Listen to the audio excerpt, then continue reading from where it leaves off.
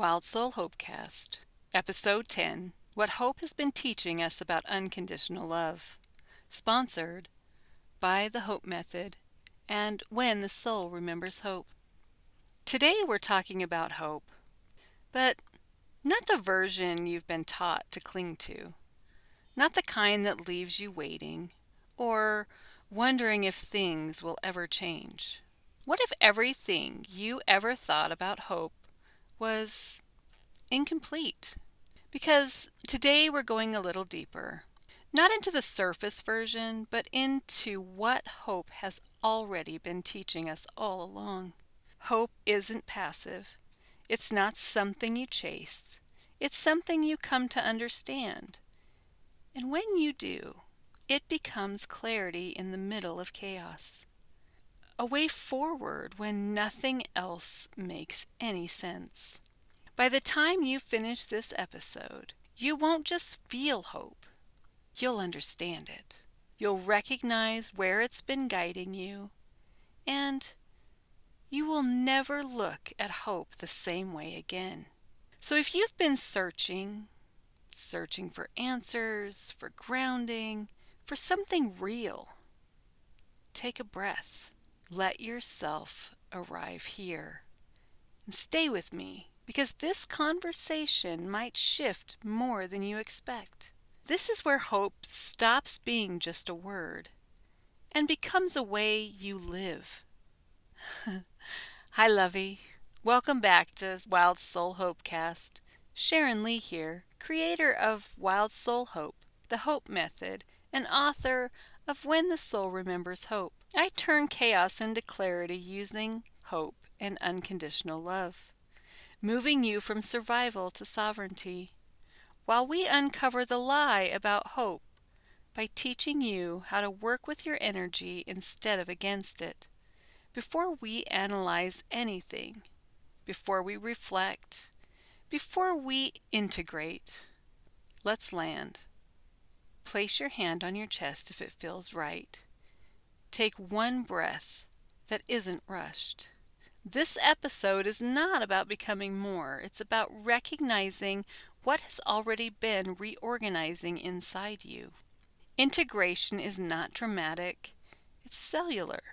It is the quiet recalibration. And if something feels slower lately, softer, or even disorienting, that may not be regression. It may be alignment. And if you're out for your morning run, soften your shoulders. If you're loading the dishwasher, unclench your jaw. If you're scrubbing the bathroom in order to hide away for 2 minutes apiece, I see you. Let's regulate before you radiate. Inhale. 2, 3, 4. Hold. 2, 3, 4, 5, 6. Exhale. 2, 3, 4, 5, 6. Feel free to use that breath anytime you need to reset your mind or body, because everything hidden starts in your nervous system, and here's where it gets even deeper. Did you know that right now, about 1 in 6 people in the world are experiencing loneliness? And what's even more powerful is that lacking social connection can impact your health at a level comparable to smoking up to 15 cigarettes a day. So when we talk about love, when we talk about connection, it isn't surface level. This is life level. I didn't realize that until I started gathering research and discovered that, statistically speaking, about 61% of adults have experienced at least one form of childhood trauma, which means most of us learned love through inconsistency, pain, abandonment, or survival. So of course we struggle with unconditional love. We were never taught what it actually feels like to be safe inside of it. Most of us weren't even allowed choice as children. Take what you get and don't throw a fit.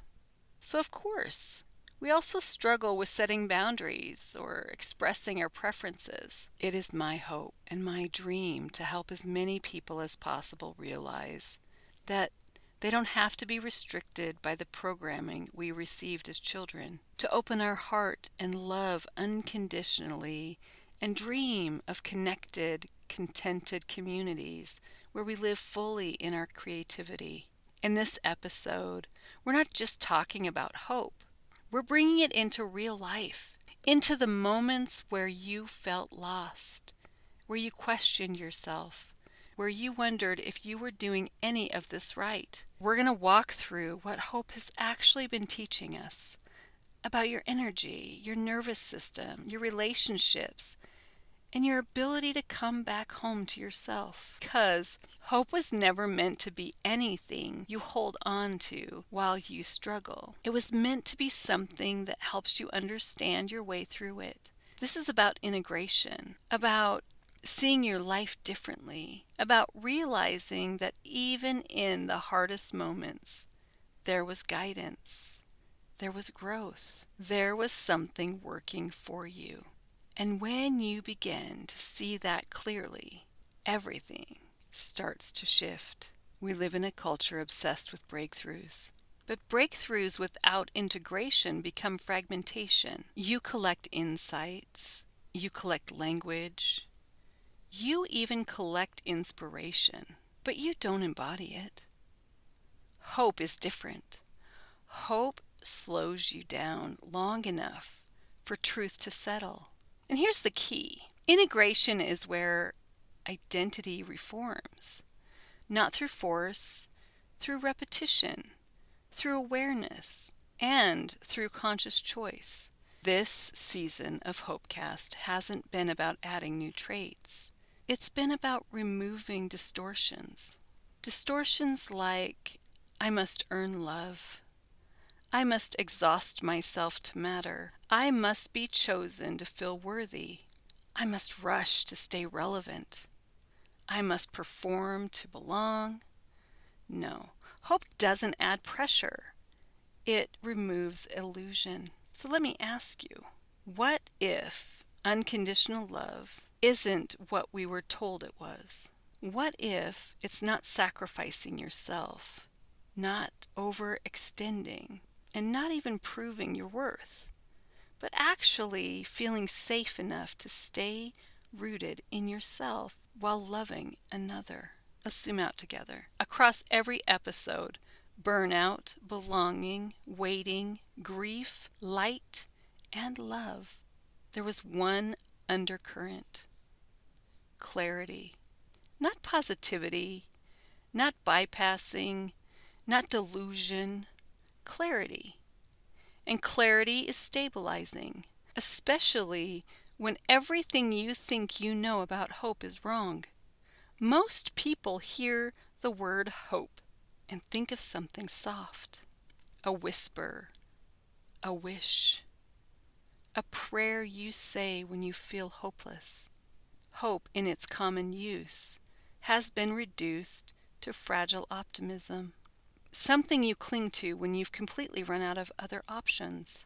And in the world of manifestation, it's often treated as unnecessary, even weak, low vibration. You'll hear teachers tell you to focus only on belief, visualization, or vibration. They skip over hope as if it's a stepping stone you can toss aside once you've built enough faith. But here's the truth. Without hope, manifestation has no foundation. Dreams have no anchor, and life loses meaning. Try to build your future without it, and it's like standing on quicksand. The structure cannot hold. Belief without hope collapses into delusion. Vision without hope fades into fantasy. Action without hope burns out before it bears fruit. Everything you think you know about hope is wrong. Hope is not passive. It is not wishful thinking or a beginner's crutch. Hope is the ground under your feet, the focus that steadies you when the storm rages, the current that keeps your energy from scattering before you can even align it. Hope is not fragile. It is ferocious, And it is the foundation every manifestation teacher forgot to mention. The Hope Method, harness optimal positive energy, is not about pretending life is good when it isn't. It is about reclaiming your scattered energy, choosing what aligns with your soul instead of what is merely familiar, redefining positivity as something authentic and embodied, and learning to live in the vibrational truth of your own light. It is not manifestation in the way you've been taught. It is transformation in the way you've been longing for. This book is not about lofty concepts. It is about daily rhythms, nervous system awareness, and energy practices that root themselves in both ancient and modern science. It is about becoming whole, not by skipping your pain, but by transmuting it into strength. If hope is not what you thought, then what is it really? To answer that, we must first expose the hidden problem that no one else is talking about. And once you see it, you will never see stress, self-help, or healing the same way again. Especially when you look at the hidden problem no one is talking about. If the wellness industry has taught you anything, it's this: think positively, manage your stress, manifest your dreams, and you'll be just fine. But here's the hidden problem. Those approaches ignore the very thing that keeps most people stuck. They don't address fragmentation. We discover the very same issue in the diet industry. Calories in equal calories out no longer applies unless you identify and clear your fragmentation. While you must create a calorie deficit to see change, in order to maintain that constant deficit, you must also clear the fragmentation that block you and prevent lasting change. Fragmentation is what happens when your nervous system experiences more than it can process. It's not just what happened to you. It's what happened inside you. It's the way your body stored the scream you couldn't let out, the flight you couldn't take, the grief you weren't allowed to express. And statistics confirm this isn't just in your head. According to the CDC, over 60% of adults report experiencing at least one adverse childhood experience, while many reporting more than one. The American Psychological Association reports that 77% of adults regularly experience physical symptoms caused by stress. The World Health Organization has identified stress as the health epidemic of the 21st century, linking it to heart disease, diabetes, depression, and premature death. Studies in polyvagal theory show that chronic stress literally rewires your nervous system to live in survival mode, making it harder to feel safe, joyful, or whole. What the self-help industry often misses is that you can't just think positive when your body is still carrying the imprint of trauma, grief, loss, or burnout. You can't manifest your dream life if your nervous system doesn't yet believe you're safe. You can't meditate your way to peace if your body still flinches at the memory of being silenced. This is the hidden problem. Most self-help models stop at the surface. They address thoughts, but not the body. They focus on goals, but not on nervous system regulation. They ask you to raise your vibration without teaching you how to release the energy that's weighing you down. Fragmentation is the quiet epidemic beneath stress, burnout, and anxiety. And unless you heal fragmentation, no amount of affirmations, reformed habits, or productivity hacks will bring lasting peace. The Hope Method is different because it begins here, at the place where body, mind, and spirit fractured. It gives you a way to call your energy back home, step by step, until wholeness is no longer a concept, but a lived experience. The problem isn't that you failed. The problem is that you were never taught how to heal that fragmentation until now. I just finished the first 2 chapters of When the Soul Remembers Hope. That is the beginning. And if fragmentation is the hidden wound, what does healing look like? That is where the Hope Method begins. When you harness awareness, H, you stop reacting blindly. When you choose what's optimal, O, you stop repeating what's familiar but harmful. When you practice grounded positivity, P, you stop catastrophizing. When you protect and direct your energy, E, you stop leaking yourself into places that don't align. That is structural change. Hope reorganizes your decision making. We're not broken. We are patterned. If you grew up in chaos, love may feel like anxiety. If you grew up unseen, love may feel like proving. If you grew up abandoned, love may feel like holding on too tightly or leaving before someone else can. And here's something I've been sitting with deeply. You are the person you practice the most.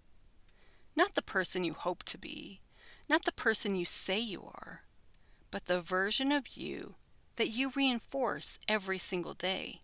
So if you've been practicing over-giving, over-explaining, overextending, that becomes your normal, even if it hurts.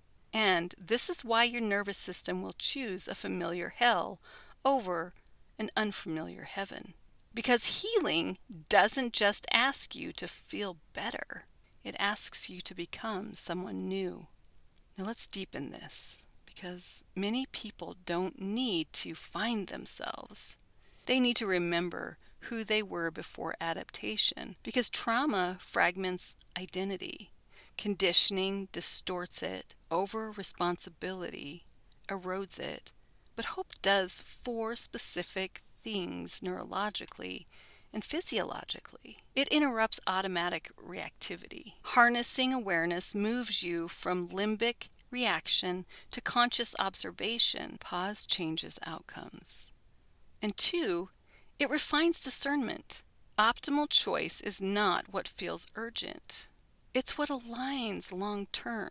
You begin asking, is this aligned or is this familiar? That question alone rebuilds self-trust.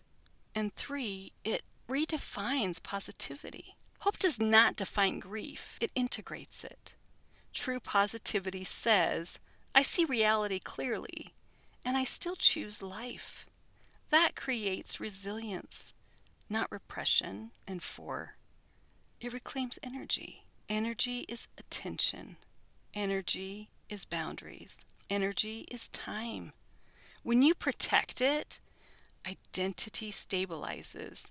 You begin making decisions from self-definition instead of external pressure. That is how you find yourself. You stop outsourcing your center. I've had to sit with this in my own life, this deep-seated fear of abandoning others, because I know full well what it feels like to feel abandoned. And I had to learn how to pause, how to breathe, how to talk myself off the ledge and remind myself that loving someone does not mean losing myself. Because if we are always holding others up, but never holding ourselves, they don't learn how to stand either. So unconditional love becomes not being the waymaker, but being the light that encourages the path. And here's how hope makes you more specialized. Let's take a moment and talk about differentiation. This is important for listeners who are creatives, healers, leaders, caregivers. Hope makes you more specialized because clarity narrows the focus. When you are no longer trying to please everyone, rescue everyone, prove yourself everywhere, your energy concentrates. Concentrated energy builds mastery. Instead of scattering it across, who needs me? You begin asking, where am I most aligned? That question sharpens your niche. It refines your voice. It refines your work. It refines your relationships. Generalized giving burns out. Specialized offering sustains. Hope doesn't make you more available. It makes you more intentional. And intentional energy creates depth. And this is what your body has been learning. Your nervous system has been rewiring quietly. It's been learning calm is safe, rest is productivity, waiting isn't failure, boundaries don't equate abandonment, saying no doesn't end love. And that's profound. Your body may feel more emotional, more sensitive, more aware, more protective. That isn't fragility. Your nervous system has been rewiring quietly. It's been learning. Calm is safe. Rest is productive. Waiting isn't failure. Boundaries don't equal abandonment. Saying no doesn't end love. And that's profound. That is regulation learning discernment. Hope doesn't numb sensitivity. It stabilizes it. And here's a hope method as a daily practice. Take a moment. Let's make this practical. Hope in action looks like in the morning. Harness. What am I feeling? Optimal. What matters most today? Positive. What perspective serves growth? Energy. Where will I invest my focus? Midday. Pause before reacting. Check if you're overriding your body. Adjust as needed. Evening. Notice where you took the time to honor yourself today. Notice where you may have abandoned yourself. Without shame. Reset. Hope is not episodic. It's rhythmic, and rhythm creates stability. And this is where hope comes in. Because unconditional love is not something we wait for. No, it's something we build. H, harness. We notice where we abandon ourselves in the name of love. O, optimal. We choose what is actually healthy for our soul and not what's just familiar. P, positive. We redefine positivity, not as pretending everything is okay, but as choosing truth, presence, and growth. E, energy. We protect our energy so love can flow without depletion. We've confused unconditional love with unconditional tolerance, and they are not the same. No, because unconditional love does not mean accepting harm, ignoring your needs, staying silent to keep the peace. That's not love. That is pure self-abandonment. Unconditional love says, I can love you, and I can still choose myself. I can hold compassion for you and still have boundaries. I can care deeply without losing who I am at my core. And this is where discernment comes in. Because love without discernment becomes self-sacrifice. And love with discernment becomes wisdom. Not everyone is meant to access you in the same level. And choosing who does is not unloving. It's sacred. And sometimes What we call burnout is actually grief. Grief from overgiving, grief from not being met, grief from abandoning ourselves for so long. Because when you are constantly pouring into others without pouring into yourself, your system does not just get tired, it begins to mourn. And unconditional love asks you to stop. Finally include ourselves in the love we've always been giving away. There are two patterns I see often in love: the bully ego and the victim ego. One tries to control love, the other feels powerless within it. But both are rooted in fear. And unconditional love doesn't live in either space. It lives in awareness. It lives in balance. It lives in choosing truth over reaction. And here's the beautiful part. Kindness, compassion, and connection, they're not just spiritual ideas. They're practices. Research shows that acts of kindness improve well-being, and loving kindness practices increase self-compassion. So unconditional love isn't just something we receive. It's something we strengthen. And remember, 1 in 6 people feel lonely. Not because love doesn't exist, but because safety within love is something many of us are still learning. You see, unconditional love is not staying when you're being harmed, giving until you're empty, or proving your worth. Unconditional love is staying rooted in yourself, choosing strength over fear, and loving without abandoning your soul. So let's slow this down. Ask yourself, where have I become clearer? Where have I stopped chasing? What feels less chaotic? What patterns have quietly weakened? Where am I choosing alignment over urgency? And the deeper layer, if I trusted my clarity fully, what would change next? If I could simplify unconditional love into its purest form, it would be this: acceptance, forgiveness, and unconditional love. Acceptance of what is, forgiveness of what was, and love that is no longer conditional on pain. So if hope has been teaching me anything, it's this: you don't have to chase love. You don't have to earn it. You don't have to lose yourself to receive it. You just have to become safe enough within yourself to recognize it, to hold it, and to walk in it. Because when you do, you don't just experience love, you become it.